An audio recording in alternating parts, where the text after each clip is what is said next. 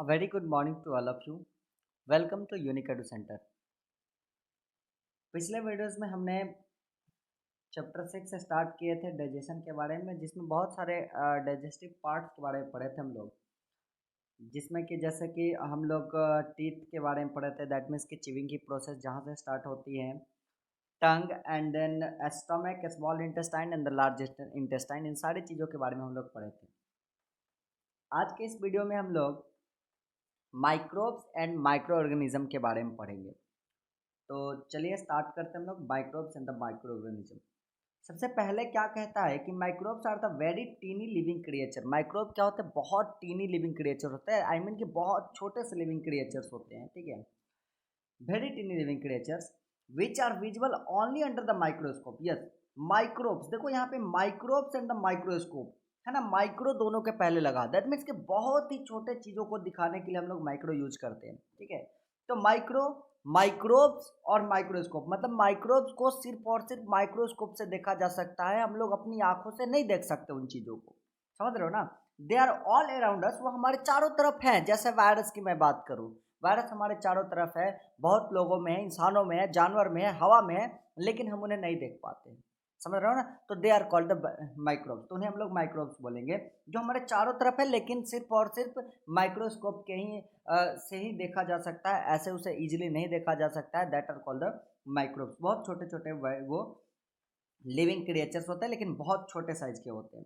In air, water and also in our bodies. Air, water और हमारे body में भी हो सकते हैं ये लोग। While some microbes are harmful to us, other are useful. अब यहाँ पे एक है बात कि कुछ माइक्रोब्स हमारे लिए हार्मफुल होते हैं, but some are the useful, लेकिन कुछ माइक्रोब्स हमारे लिए यूजफुल भी होते हैं, है ना। जैसे मैं बात करूँ यहाँ पे virus, bacteria, fungi, protozoa, different types of microbes, ऐसे बहुत सारे माइक्रोब्स हैं। हम इन सारे माइक्रोब्स के बारे में पढ़ेंगे और फिर हम लोग पढ़ेंगे कि कौन से माइक्रोब्स हमारे लिए यूजफुल है एंड कौन से माइक्रोब्स हमारे लिए यूजफुल नहीं है, हार्मफुल है, जिसे हम लोग बोलते हैं। हार्मफुल का मतलब वो माइक्रोब्स हमारे अंदर आएंगे तो हमें कील कर देंगे या फिर हमें बीमार पड़ा देंगे और हम लोग पड़ जाएंगे बिछौना पे, है ना।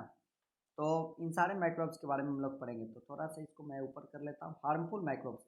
चलिए, सबसे पहला एक नो मोर में पॉइंट है, उस नो मोर पॉइंट को भी समझ लेते हैं पहले। चलो, यहाँ पे नो मोर में क्या कह रहा है कि food has also to be broken down chemically into the really small particle before it can be absorb.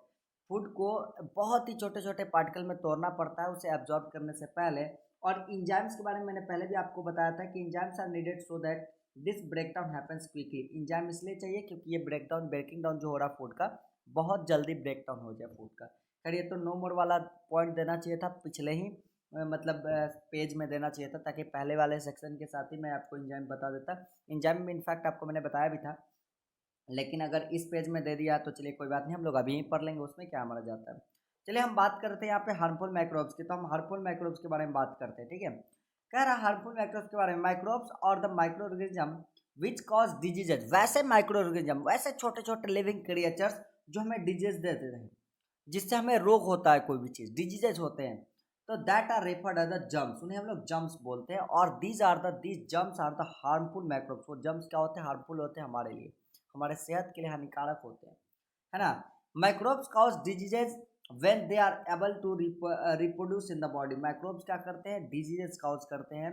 They are able to reproduce in the body, और ये हमारे बॉडी में रिप्रोड्यूस भी हो जाती है। यानी कि आपके शरीर में एक बार माइक्रोब्स आएगा तो एक माइक्रोब से बहुत सारे माइक्रोब्स वो फैलते जाएगा, फैलते जाएगा, फैलते जाएगा हमारे बॉडी के अंदर, समझ रहे हो ना। They produce harmful substances that damage the tissue in the organs. और वो माइक्रोब्स जो भी हार्मफुल माइक्रोब्स होते हैं, वो सारे के सारे हार्मफुल माइक्रोब्स क्या करते हैं? हमें हार्मफुल सब्सटेंसेस हमारे शरीर में डालते हैं, और वो हार्मफुल सब्सटेंसेस हमारे टिश्यूज को और ऑर्गन्स को क्या कर देते हैं? डैमेज कर देते हैं, समझ रहे हो ना। वो क्या कर देते हैं? हमारे टिश्यूज को और ऑर्गन्स को क्या कर देते हैं? डैमेज कर देते हैं। A person who has been attacked by the harmful disease causing microbes are said to be infected। वैसे पर्सन जो ऐसे ऐसे हार्मफुल डिजीज से अटैक्ट है, ऐसे ऐसे माइक्रोब से अटैक्ट है, तो उन्हें हम लोग बोलते हैं कि इन्फेक्टेड है। जैसे मैं कहूँगा कि अगर किसी को कोरोना हो गया तो हम लोग बोलेंगे कि वो इंसान कोरोना वायरस से इन्फेक्टेड है ना। तो हम लोग जिसको भी वो डिजीजेज लग जाते हैं, जिनके अंदर वो डिजीजेज चले जाते हैं, तो उस इंसान को हम लोग बोलते हैं कि वो इंसान अब इन्फेक्टेड हो चुका है, वो इन्फेक्टेड इंसान है। और वैसे वैसे इन्फेक्टेड इंसान से हमें बच करके रहना चाहिए। कोई भी इंसान बीमार हो तो मास्क लगा के रहना चाहिए हमें, या फिर उससे दूरी बना करके रहना चाहिए, ठीक है। खैर इन सब चीज़ों के बारे में पढ़ेंगे हम लोग आगे। लेकिन सबसे पहले हम अभी देखते हैं कि veg by use harmful microbes spread. सबसे पहले देखते हैं कि कैसे कैसे हार्मफुल माइक्रोब्स स्प्रेड करते हैं। सबसे पहला कह रहा है कि they can spread through the air. ये एयर के थ्रू स्प्रेड कर सकते हैं, वाटर के थ्रू स्प्रेड कर सकते हैं, और यही नहीं कुछ कॉन्टेमिनेटेड फूड के थ्रू भी ये मतलब स्प्रेड कर सकते हैं। जैसे कि मान लेते हैं कोई फूड है, फ्रेश फूड ही है, और मैं इन्फेक्टेड पर्सन हूँ, मेरे अंदर वायरसेस आ गए हैं, मेरे अंदर छोटे छोटे जो बैक्टीरिया आ चुके हैं, मेरे हाथों में बैक्टीरिया है, और मैं जा करके उस खाने को छू दिया। तो जब जा करके उस खाने को टच कर देंगे हम, तो उस खाने के अंदर अब क्या चला गया, बैक्टीरिया चला गया। तो अब उस खाने जब भी हम खाना खाएंगे ना वो, तो हम इन्फेक्टेड हो जाएंगे। कोई भी इंसान जब उस खाना को खाएगा तो वो अब इन्फेक्टेड हो जाएगा, ठीक है ना। That are called the contaminated food, जिसके अंदर वायरस है। Through contact with infected animals, किसी इन्फेक्टेड एनिमल्स के कॉन्टेक्ट में आप आ जाइए तो भी हो जाता है। जैसे मच्छर काट लेता है किसी को, ठीक है ना। अब मच्छर क्या जाता है कि कहीं कहीं पे जाता है, घूम घाम के आता है, किसी को भी काट लेता है, ठीक है, तो वहाँ भी हो सकता है, ठीक है। फ्रॉम पर्सन टू पर्सन, ये नहीं पर्सन टू पर्सन हो सकता है, कोई पर्सन आपके सामने छींक दे या खांस दे तो भी आपको ये बीमारी फैल सकता है। तो 3-4 तरीकों से बीमारी फैलता है। तो हम चलिए आगे बात करते हैं इन चीज़ों की कि some of the diseases caused by the microbes are. कुछ डिजीजेस जो कि माइक्रोब से काउज होते हैं, मैं देख लेता हूँ उन सारे डिजीजेस के बारे में। सबसे पहला यहाँ पे टेबल बनाया हुआ है, टेबल बना करके दिखाया गया है कि बैक्टीरिया से कौन, वायरसेस से कौन, फंगी से कौन, और प्रोटोजोआ से कौन। तो हम देख लेते हैं कौन कौन किससे है। बैक्टीरिया की अगर मैं बात करूँ तो बैक्टीरिया से कौन कौन है, ट्यूबरकुलोसिस, जिसे खांसी बोलते, मतलब टीबी जो होता है, इंसान को टीबी जब हो जाता है ना, तो बहुत तेजी से खांसी आता है और खांसते रह जाता है इंसान लगातार कुछ समय तक, ठीक है ना। तो that are called the tuberculosis, bacteria के कारण आपका ट्यूबरकुलोसिस होता है। Whooping cough that effect the lungs, और यही नहीं कुछ कुछ कफ भी आते हैं हमारे शरीर में जो कि लंग्स को इफेक्ट करते हैं, ठीक है ना, हमारा लंग्स उससे प्रभावित होता है।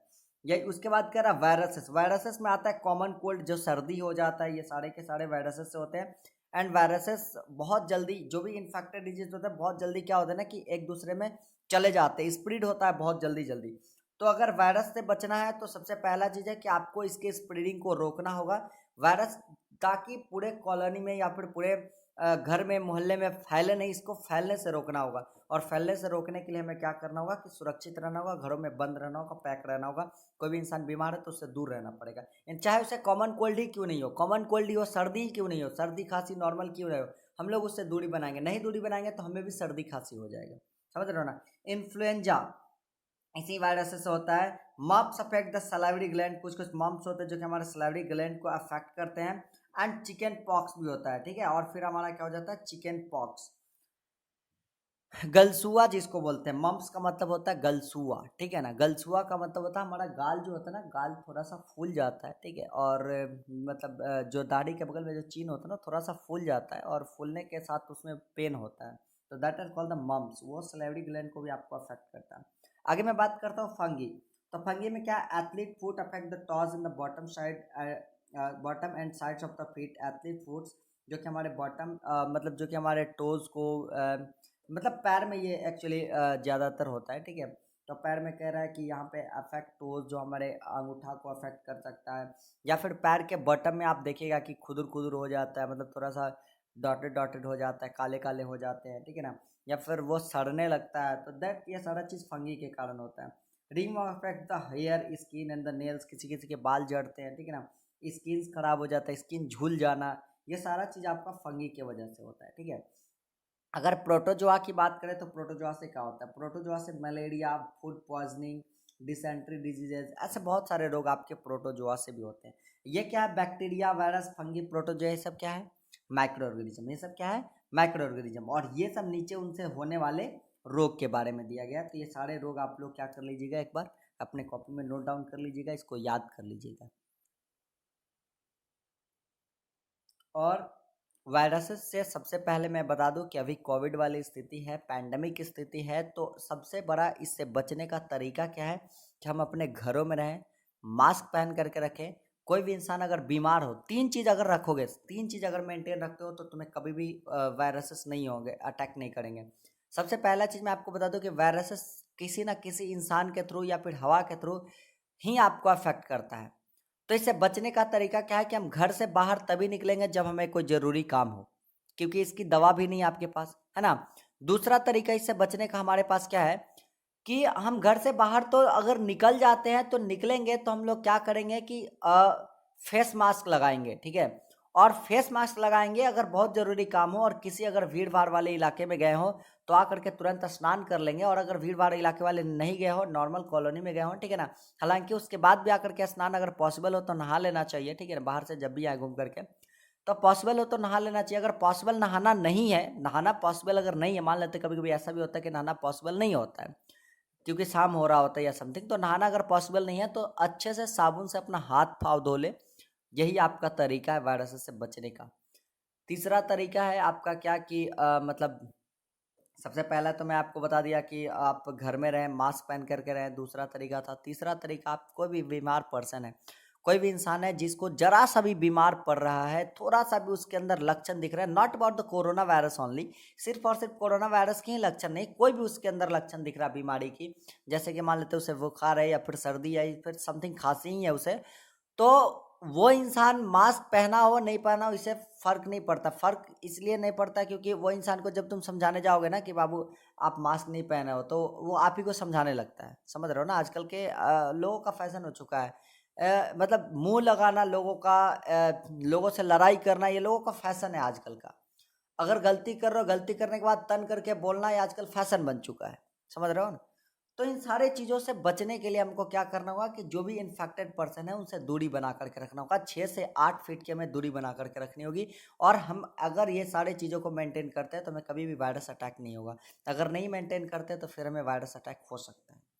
चलिए उसके बाद हम बात करते हैं diseases caused by virus usually spread easily. यहाँ पे साफ साफ कह रहा है कि जो भी वायरसेस से डिजीजेज होते हैं इजिली स्प्रेड कर जाते हैं, बहुत ही आसानी से स्प्रेड कर जाते हैं from person to another person, एक पर्सन से दूसरे पर्सन में।